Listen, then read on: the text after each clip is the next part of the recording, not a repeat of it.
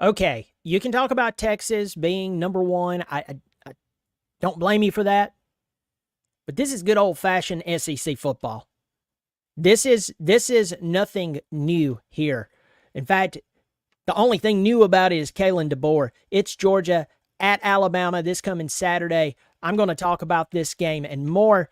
But first, welcome to the channel. I'm glad you're here. It is football season just flying by, and now we have games like this where you have number 2 versus number 4 in Tuscaloosa. So we're getting to into the meat of the schedule. If you're new here, as you can see, I'm surrounded by Clemson garb, but I talk about other college football teams. So welcome to the channel. If you're new, hope you'll subscribe. Remember, it's free, so hey, it's easy on your budget. There we go there. And even if you've been watching for a while and haven't subscribed, I hope you will. I'm almost at 5,000 subscribers, and that's because you guys. So thank you so much. I was right before the season started, just to give you context, right before the season started, I was like, hey, I'd like to get to 4,000 subscribers. Now you've got me right at 5,000. So I do appreciate it. Let's dive into the game. When you think about Georgia and Alabama, what do you think about? At this point, Kirby Smart versus Nick Saban. I know Nick Saban no longer coaches at Alabama. You know it, and if you don't, you just woke up out of a coma. But you still can't help but see Nick Saban and his grumpy self throwing headphones, crashing them. I'd love to know how much they spent on headphones for him. But anyway, while disciplining his team because he knew that you couldn't do whatever you wanted to win championships. There was a very specific path, and that man found that specific path 6 times while he was at Alabama, 7 times overall in his college football coaching career. But he has a new assignment, and it's not Alabama. He's now helping Pat McAfee, it's McAfee, nurse his hangover from the night before on College game day. So he's not going to be in Tuscaloosa. You have the new face of college football, Kirby Smart, walking into his former employer, a team that he beat for the national championship once, but a team that kept him out of the national championship hunt just 11 months ago. Kept him out of it. 3 points. He had 29 consecutive wins, 2 consecutive national championships. You lose by 3 points and you drop from what, number 1 to number 5 or number 6? He remembers that. Now you have Kalen DeBoer, a guy who basically spent his time in the Pacific Northwest the vast majority of his major coaching career.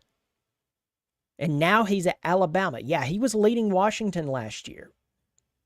He got his team to the national championship. And I'm going to tell you, that Washington team was a good football team. He can coach. But now he's in the SEC. Georgia comes into this game as a 2-point favorite. This game's going to be 7:30, Saturday night, ABC. And it's hard to predict who's going to win this ball game. I'm going to tell you, this is one of the most difficult games I've ever picked in my entire flipping life. Why? Because though it's Georgia and Alabama, it's not regular Alabama where you have to consider the impact of Nick Saban. Yeah, he was that good. Now listen, Alabama fans, before you get your clothes in a wad, your underwear in a knot, yeah, you have a lot of really good players. You're Alabama. But I really believe that coaching matters. Let's talk about Georgia up until this point. Georgia opened up this season with a 34-3 win over my Clemson Tigers. It was 0-0 at the end of the first quarter. It was 6-0 at the end of the half. And then in the second half, Georgia beat Clemson by just drowning them in 4 touchdowns. They go on and they play some small school, Tennessee Tech or something like that, beat the trash out of them. And then the last game they played, because they were just off. By the way, both teams are coming off a bye. They go up to Kentucky, and Kirby plays his old friend Mark Stoops, and he gets out by the skin of his teeth. A Kentucky team who had just lost by 25 points to South Carolina the week before. On the other side, you have Alabama opening up with Western Kentucky 63-0. Playing South Florida, a team that played them very well last year, almost beat them. They beat them, returned the favor 42-16. They went up and played Luke Fickell in Wisconsin, beat them 42-10. Beat the cheese curds out of them. But now we're sitting here looking at this game. And folks, again, I know that Texas is the hot commodity at this moment. And the media loves Texas. And the media, especially ESPN media, for obvious financial reasons, but even just to talk about it, loves that Texas is not only doing well, but they're in the SEC now and they're doing well. Let's get to the players. You have Carson Beck coming in to this season, a guy who is 56 of 82, 680 yards, 7 touchdowns. Milroe, on the other hand, he's still getting his footing as a passer. He's 35 of 52 all season, 590 yards, 8 touchdowns. Not bad. I mean, listen to that, 8 touchdowns off of 35 passes.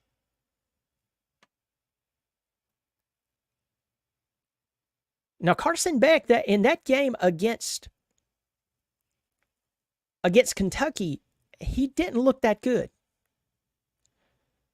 And folks, I want to tell you this, and I know some Georgia fans, especially the ones that follow me, are going to get really irritated with what I'm about to say. But in that game against Clemson, there were times that I was not impressed with Carson Beck. You can talk about Clemson and their lack of offense and everything, and that's true. That's wonderful. Great. Wonderful. You got me. But Beck did not look impressed. He was not bad against Clemson whatsoever, but he was not overly impressive. I didn't think we were playing against a Heisman Trophy quarterback. I felt like we were playing against a team that was whole and that had a really good coaching staff. That's how I walked away from that game. Jalen Milroe, on the other hand, people in Tuscaloosa are still wondering about his passability. They're not worried about his athleticism. And for me, as a Clemson fan on the outside looking in, this reminds me a lot of those Jalen Hurts days. You knew when Jalen Hurts was at Alabama, the guy was an amazing athlete. You never questioned that. But when it came time to pass the ball, when it came time to lead the team in whatever capacity that may be, meaning we know you can run, but we need you to pass at this moment.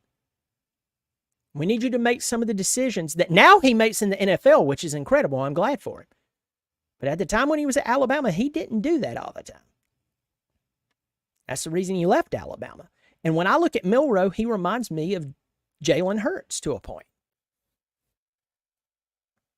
Let's talk about the running backs. Trevor Etienne. Trevor Etienne finally got to play.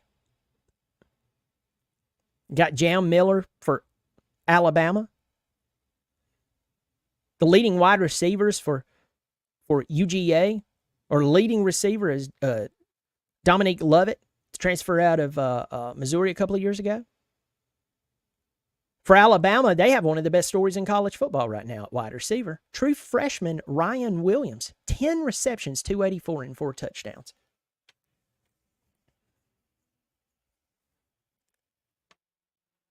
Now, I'm going to admit this to you, Alabama and Clemson, or Alabama and Georgia fans. I don't know if anyone is hurt that I'm about to name out, so please correct me if I'm wrong. But on the defensive side for Alabama, you have guys like Deontay Lawson and Campbell, Malachi Moore. These are the guys who are coming out, and they're one of the 6 returning starters from the defense, stepping out there, leading the charge for the Crimson Tide to try to step up to this Georgia team who opened up a can on Clemson, but when they played against Kentucky, it didn't look that impressive. Then again, I don't blame Georgia for not being all up to play Kentucky. For Georgia, You got guys like Malachi Starks and Mondon and Allen, Stackhouse and Brinson. Then you have phenom KJ Bolden, who came out and played like a man against my Tigers. You have guys like them coming out there doing what they do.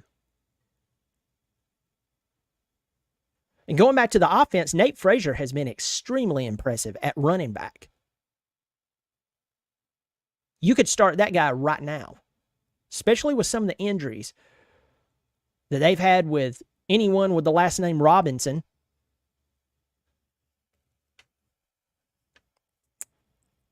But the point is here, whether it's Oscar Delp or whether it's Rara Thomas, this team, both of these teams are filled with talent. They are. And folks, I'm going to tell you this. If you look at ESPN's matchup predictor, which I don't know how they rate that, there's like, they're saying, which I like to look at this just to laugh at it, because sometimes it's laughable and then sometimes it's quite accurate. Right now, they're predicting that Alabama wins this game. They have a 65.5% chance to win this ball game. And transparently, I look at this and I'm just like, I don't know. So I'm going to give you my prediction now, but I'm going to give you my reason why before it. Here we go.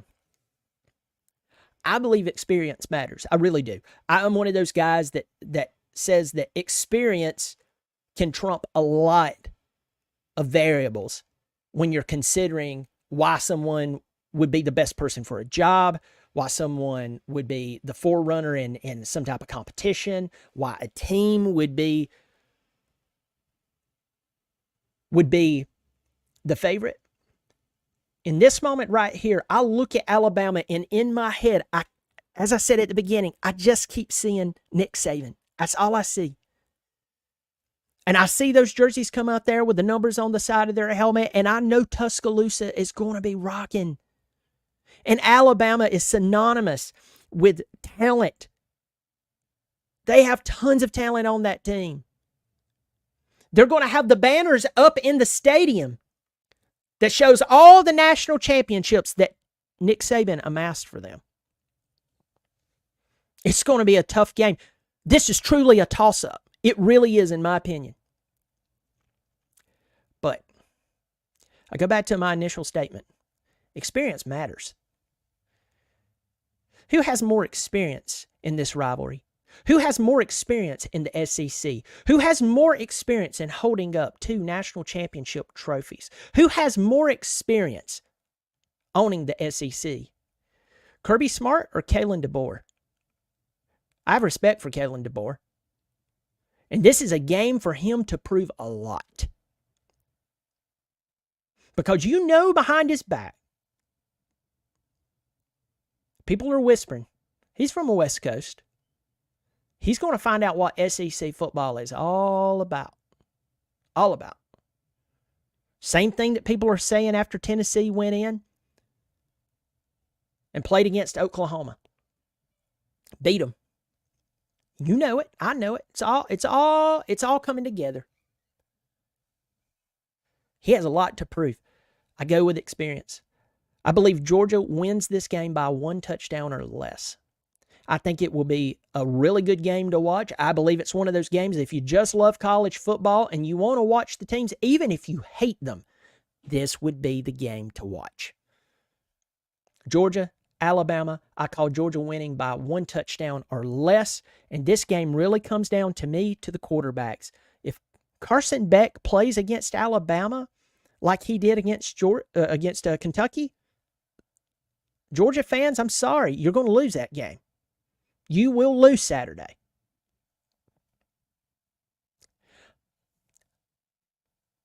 But the variable that evens things out is Jalen Milroe. And I think Georgia is going to put that pressure on Jalen Milroe to have revenge on Alabama, though they can't get revenge on Nick Saban. I think Georgia wins this ball game wins this ball game by 1 touchdown or less. But truly, it's a toss-up. Let me get to the comment section. Going to fly through this really, really quick. Got Steve-Bo, Indian Land, South Carolina. Good to see you, my friend. Got the Nature Boy. Woo! Sup, folks? Go Dogs from him. Bo Evil. Go Clemson. Go Clemson. It's good to see you. We got Dale in here. This is a hard game to gauge. Tell me about it. Neither team is as good as they were last year. Shots fired. Dave Neiman. I hope I said that correctly. Alabama is Georgia's daddy. We will see. We will see. Yawn, no Turner equals no watching this semi-pro matchups. You are hilarious. Go Tigers from NC Vince. And Cody, go Tigers. I got Alabama winning this game. Folks, it's truly a toss-up. That's why I went with Georgia by 7 points or less, but I would not be shocked if Alabama wins this game. I got Georgia by 5. Didn't Washington beat a SEC team in the playoffs last season? Yes, they did. You are correct. You are correct. They wasn't an SEC team then, but I know what you mean. All right, folks, drop your comments below. Let me know who's winning this game. Why? And please, you don't have to write an essay, but if some of you wants to share, if you just want to pick it and put it in the comment section, go for it. But I would love to hear from some of you why you think they're going to win. Why they're going to win. I love reading those. I don't always get to respond to, but I love reading those because, sometimes I'm just on the can and I'm catching up on my comments. So that would be great. Also, if you want to subscribe, I'm this close to 5,000 subscribers. Again, thank y'all. Thank you to everyone who subscribed. I appreciate it. I'm this close. Hope you will subscribe. Remember, it is free. Also, if you want to support on a monthly basis, everybody, I was shocked because I looked at my the people who's joined as a member and supporting on a monthly basis. I sat there and was shocked at those numbers yesterday. So if you haven't joined and you're like, how much? Because things are tight. I get that. $3 or $5. I was very conscious about a price because I know things are tough. So not being negative, just I know how things are. So if you want to support the channel, $3 or $5 per month, click that join button below the video. If you don't see it, you're probably on an iPhone for some reason or something weird there. But at least I hope you'll subscribe because it is free. I look forward to your comments. You take care of yourself. And as always, go Tigers.